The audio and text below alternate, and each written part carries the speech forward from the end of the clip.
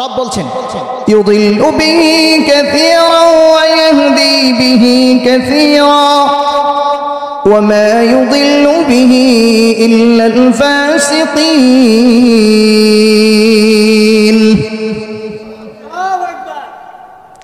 আল্লাহ বলছেন কোরআন ওই জিনিস যার দ্বারা কিছু মানুষ হেদায়েত প্রাপ্ত হয়, জান্নাতি হয়, কিছু মানুষ জাহান্নামী হয়। কিছু মানুষ মাহফিল দিয়া জান্নাতি হবে কারণ নিয়ত ঠিক, আর কিছু মানুষ মাহফিল দিয়াও জাহান্নামী হবে। কিছু মানুষ বয়ান শুনতে আইসা জান্নাতি হবে, কিছু মানুষ বয়ান শুনতে আইসা জাহান্নামী হবে। কিছু মানুষ দান করে জান্নাতি হবে, কিছু মানুষ দান করে জাহান্নামী হবে। ঘটনাটা কোথায়? নিয়তে গন্ডগোল। কিছু মানুষ মরে জান্নাতি হবে, মরণ হবে আর জান্নাত পেতে তার দেরি হবে না। কিছু মানুষ মরণ হবে আর তার মৌতের সাথে সাথে জাহান্নামের ফেরেশতা তাকে ধরতে দেরি করবে না। ব্যবধানটা কোথায়? এরও তো দুই চোখ, তারও তো দুই চোখ। এজন্য মরণ যেন ভালো হয় সেজন্য দোয়া করা চাই। কিছু কিছু মানুষের মরণ দেখলে আশ্চর্য হয়ে যায়। কি মরণ? বলে নামাজে দাঁড়ায়া সিজদার মধ্যে মৌত হয়ে গেছে। কিছু মানুষের মরণ তো তাসবিহ পড়তে পড়তে হয়ে যায়। তো আজরাইল আইসা দেখে তাসবিহ তো পড়তেছে, কার নাম জপতেছে? না হয় নাই, আপনারা ঘুমায় পড়ছেন, নাস্তা খাওয়াইতে হইব। আওয়াজ করে বলেন কার নাম বলতেছে?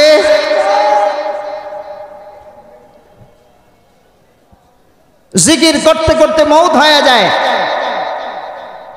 মৃত্যুর আজরাইল কিন্তু কারো সাথে খাতিল টাতিল করে না। মুসা কালিমুল্লাহ বড় জবরদস্ত নবী, আল্লাহর সাথে কথা বলছে। আজরাইল আসছে ওনার জান কবজ করার জন্য। ওনারও বাঁচার শখ আছে, যে না আজরাইল জিজ্ঞেস করছে কে তুমি? আমি আজরাইল। সাথে সাথে থাপ্পড় লাগে দিচ্ছে। চোখের অবস্থা খারাপ। আল্লাহর কাছে হাজির, আয় আল্লাহ, কি গেছিলাম আপনার কালিমুল্লাহর কাছে, আমার তো অবস্থা খারাপ। আল্লাহ আচ্ছা ঠিক আছে, সমস্যা নেই। তো এবার যাইবা, মৌত দেখা তো তোমার উপরে রাগ হয়েছে, এবার যায়া তোমারে বুদ্ধি শিখায় দেই। কি বুদ্ধি? বলে যায়া কইবা আপনি যতদিন বাঁচতে চান এই এই এই এই করলে আপনার হাত এই গরুর পিঠের উপরে মারবেন। এই গরুর পিঠের উপরে আপনার হাতের নিচে যতগুলো পশম থাকবে এত বছর আল্লাহ আপনার হায়াত বাড়ায় দিবে। আবার আল্লাহ আরেকটা কথাও বলছেন কি, আর আপনি যদি আজরাইল আলাইহিস সালামকে আল্লাহ শিখাই দিয়েছেন, আপনি যদি আমার সাথে চলে যান, এখন যান, তো আল্লাহ বলছে এখন আমার সাথে গেলেই আল্লাহ আপনার সাথে, আল্লাহ আপনারে সাক্ষাৎ দিয়ে দিবে। সুবহানাল্লাহ বলেন না? মুসা আলাইহিস সালাম আল্লাহর দেখতে চাইছিল না? তা এখন যেই লোক এর আগে দেখতে যায় তুর পাহাড়ে, পাহাড়ও জ্বলে যায়, মুসা আলাইহিস সালাম 40 দিন বেহুশ। উনি যখন শুনছে যে আজরাইলের সাথে চলে গেলেই আল্লাহ তাআলা সাক্ষাৎ দিবেন, তো কি আর দেরি হয়? দেখেন না ওই এক এলাকায় পোলা একটা খুব স্মার্ট শিক্ষিত বিয়ে করছে একটা কালামার্কা। তো মুরব্বীরা কই কিরে তুই এটা করতে ধরে লইলি? কয় মিস কল মিস কল। আসেনি যুবক? Miss call miss call. আগের কথা শুনাইতেছে। তো জিজ্ঞাসা করছে কিরে? কয় মিস কল। কেমনে? কয় মিস কল আইছে আর ব্যাক করছি। তো দেখি যে ওই পাশ থেকে চিকন চিকন কণ্ঠ, মজা লাগে গেছে, ভালোবাসা হয়ে গেছে গা। তা এখন চিকন কণ্ঠ, বাটন ফোন, বাটন ফোন, এদিক দিয়ে কথা চলে, ওদিক দিয়ে না দেখলে মন জুড়ায় না। তো জিগেলাম চলো একটু সাক্ষাৎ টাকাত। কয় না, প্রেম প্রীতি আছে, ফোনে ফোনেই থাকুক, দেখলে আর থাকবো না প্রেম প্রীতি। ও কেন? কয় না দেখলে পছন্দ হইব না। তো ছেলে কয় মনে মনে ভাবলাম মনে হয় সুন্দর বেশি, এই জন্য পার্ট লইতেছে। আমি বললাম না, প্রেম ভালোবাসা জীবনে একবারই হয়, বিয়া করলে তোমার এই করবে। তাহলে দেখা হোক। তো কোন পার্কে হইব? ছেলে কয় তাহলে কোন পার্ক হইতে পারে? মেয়ে কয় না, পার্ক টার্ক না, হইলে একবারে কাজী অফিস। বড় চালাক। কাজী অফিসে গেছে, যায় দেখি পুরো হাত মোজা পা মোজা লাগায় প্যাকেট ট্যাকেট হয়ে আইছে। এখন দেখলাম যে কিরে, তো কইলাম যে কিছুক্ষণ পরে তো কমু কবুল, এখন একটু দেখা যায় না।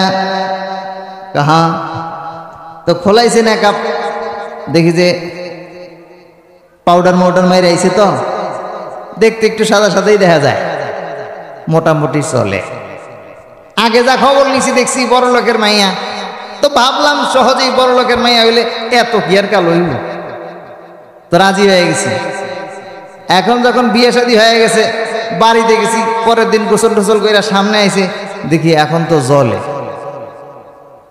কদিন পরে দেখি যে পাতিলের তলে। এই হলো আমার প্রেমের জ্বালা। বৈশা বৈশা এখন আমি গলায় পড়ি সুতার মালা, ফুলের মালা আর জুটে না। তো দেখতে কথা শুনলে কি লাগে না ভালো। মুসা কালিমুল্লাহ যখন শুনলেন যে আল্লাহ সাক্ষাৎ দিবেন, দেরি নেই, চলে গেছেন। কালিমুল্লাহরও আজরাইল ছাড় দেয়নি। সুলাইমান পয়গম্বর বড় জবরদস্ত। আসলেন আজরাইল সাক্ষাৎ। সুলাইমান পয়গম্বর বাইতুল মুকাদ্দাস তখন বানাইতেছিলেন, জিন জাতির দিয়া বানাইতেছে। সুলাইমান আলাইহিস সালাম যখন জিন জাতির দিয়া কাজ করাইতেন, সুলাইমান আলাইহিস সালামের নৌবাহিনী ছিল জিন। আছে পৃথিবীতে এমন কোন সরকার মানুষ ছাড়া অন্য কোন বাহিনী দিয়া তার বাহিনী বানায়? রব বলছেন সূরাতুন নামল, وحشر لسليمان جنوده من الجن والإنس والطير فهم يوزعون وحشر لسليمان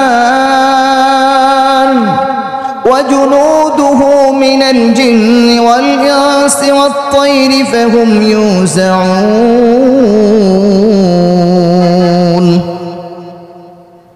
সুলাইমান আলাইহিস সালামের বাহিনীর একটা বাহিনী নৌবাহিনী ছিল জিন।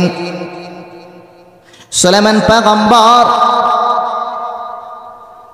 বাইতুল মুকাদ্দাস বানাইতেছেন, আজরাইল এসে হাজির। সালাম কালাম হলো, কি ব্যাপার, কেন আসছো? বলে আপনারা নেওয়ার জন্য আসছি। বলে আমি তো বাইতুল মুকাদ্দাস বানাইতেছি, আমি যদি এখন চলে যাই জিন্নাত তো কাউরে ডরাইবে না, আমাকেই তো মানে। দেখি আল্লাহর সাথে একটু কথাবার্তা বলে নেই। কথাবার্তা হলো আল্লাহর সাথে। আল্লাহ, আমার একটু পরে নিলে হয় না? বাইতুল মুকাদ্দাস নির্মাণটা কমপ্লিট করে নেই, ওরা তো আমাকে ছাড়া ডরায় না, ভয় পায় না। আল্লাহ বলেন, সুলাইমান, গড়টা যেহেতু আমার বানানোর দায়িত্ব আমি আল্লাহর। ও সুলাইমান, তুমি যেহেতু বলছো তোমাকে ছাড়া হবে না, তোমাকে ছাড়া ভয় পায় না, আমি এই জন্যই তো তোমাকে এখনই নিব, বুঝাবো দুনিয়ার মানুষকে। জিন তোমার হুকুমে চলে না, হুকুম চলে কার?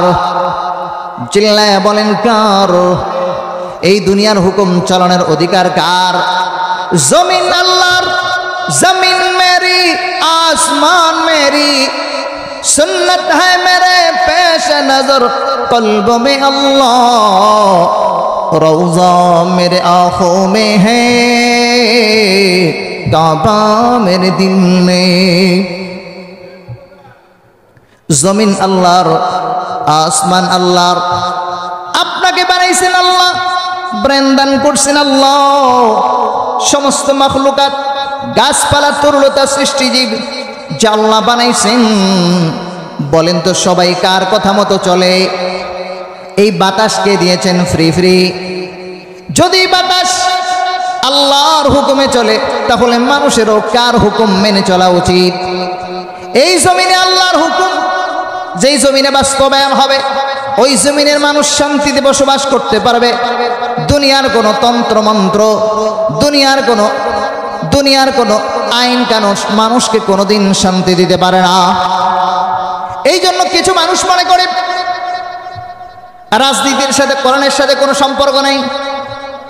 যারা বলে রাজনীতির সাথে কোনো কোরআনের সাথে সম্পর্ক নাই, সম্পূর্ণ ভুল। লেখাপড়া আরো করা দরকার। কেউ যদি না জেনে বলে কোরআনের সাথে রাজনীতির সাথে কোনো সম্পর্ক নাই, না জেনে না বুঝি যদি বলে তাহলে অন্যায় হয়েছে কম, আর যদি বুঝে শুনে বলে তাহলে বেঈমান হয়ে যাবে, ঈমান থাকবে না, নতুন করে কালিমা পড়ে তওবা করতে হবে। আল্লাহর হুকুম অনুযায়ী এখান থেকে যদি বয়ান করা হয়, এখানের বয়ান দিয়ে সমাজ থেকে অন্যায় অপরাধ দূর হবে না।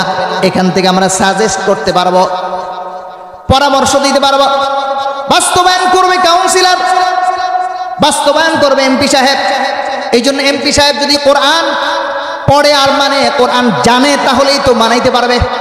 এই জন্য এমপি সাহেবের কোরআন পড়া দরকার, কাউন্সিলর সাহেবের কোরআন পড়া দরকার।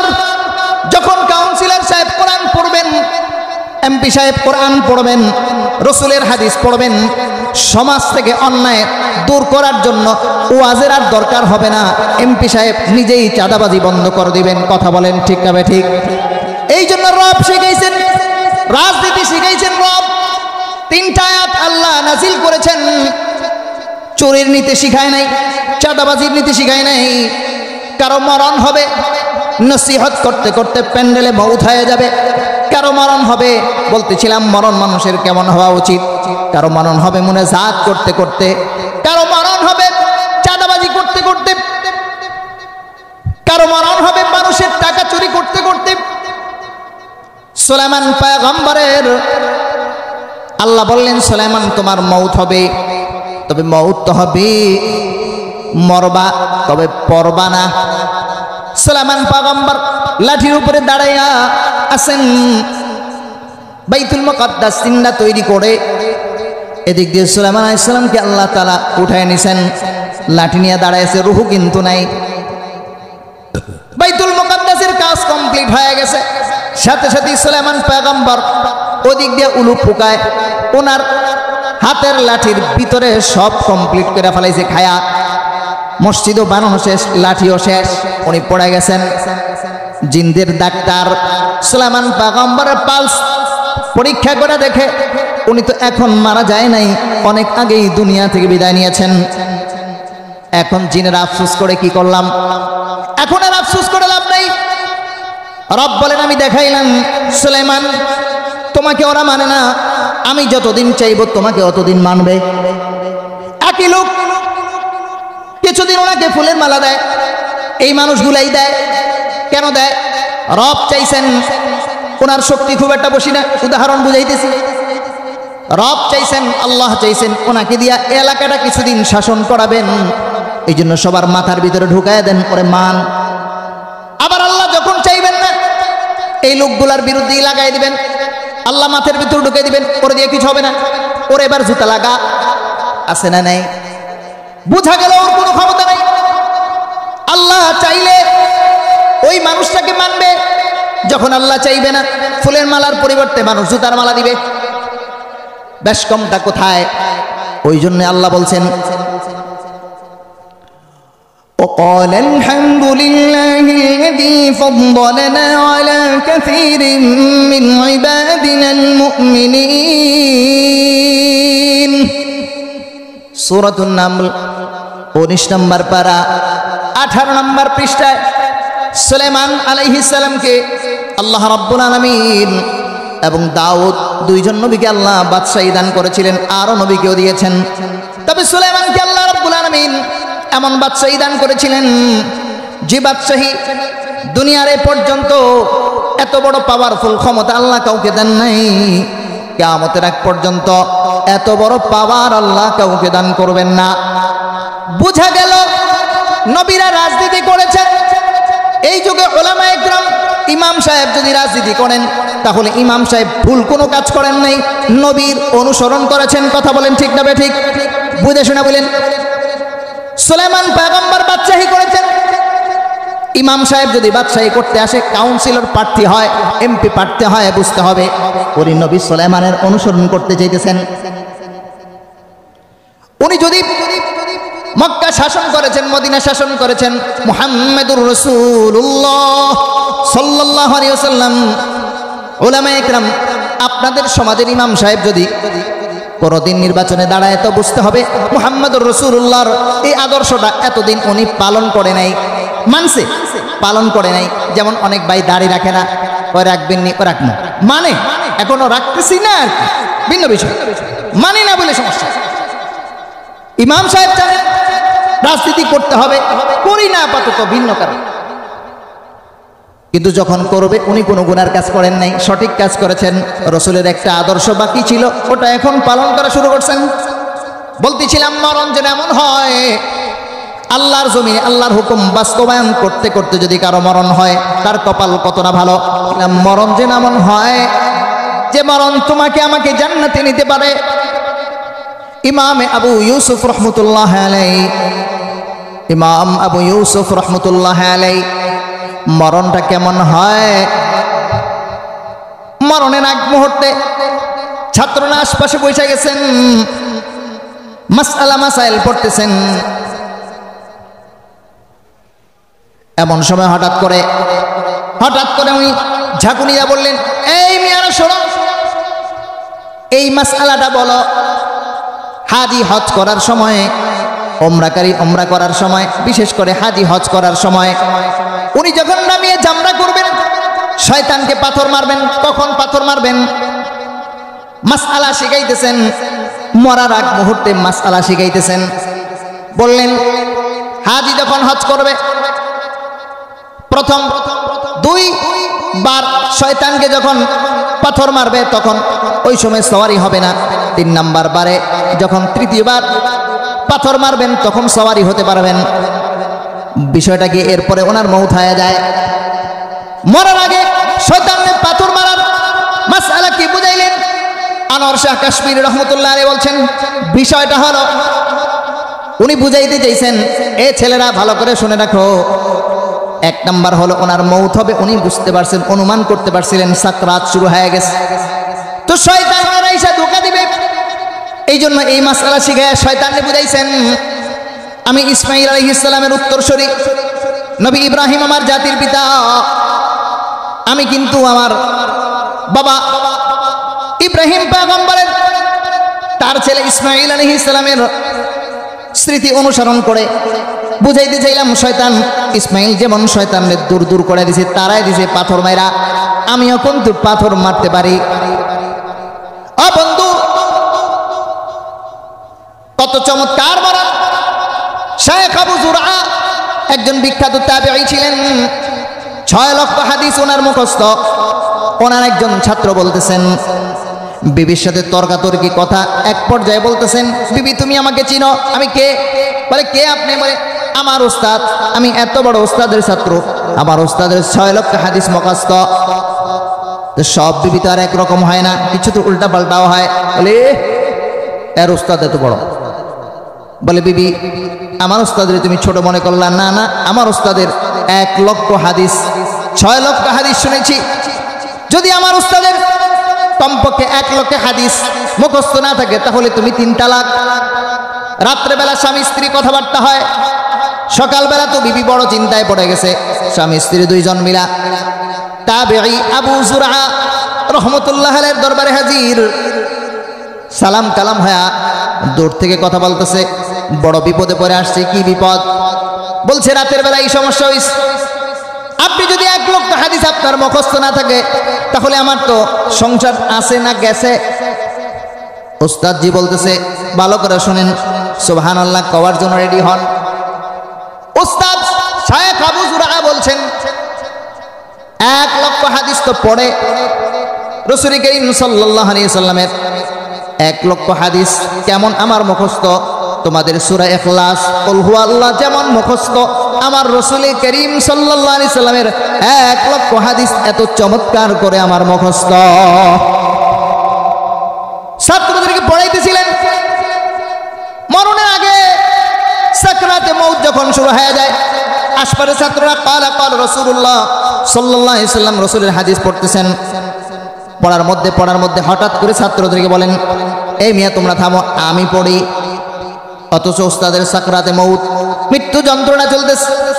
এবার উস্তাদ বলতেছে, হাদাসানি আন ফুলান বলতে বলতে قال رسول الله صلى الله عليه وسلم من مات وهو يعلم لا إله إلا الله যে ব্যক্তি মরবে এমন অবস্থায় যে জানে আল্লাহ ছাড়া কোনো মাবুদ নাই, যখন বলছে লা ইলাহা ইল্লাল্লাহ বলতে দেরি হয়েছে, মৌত হইতে দেরি হয় নাই।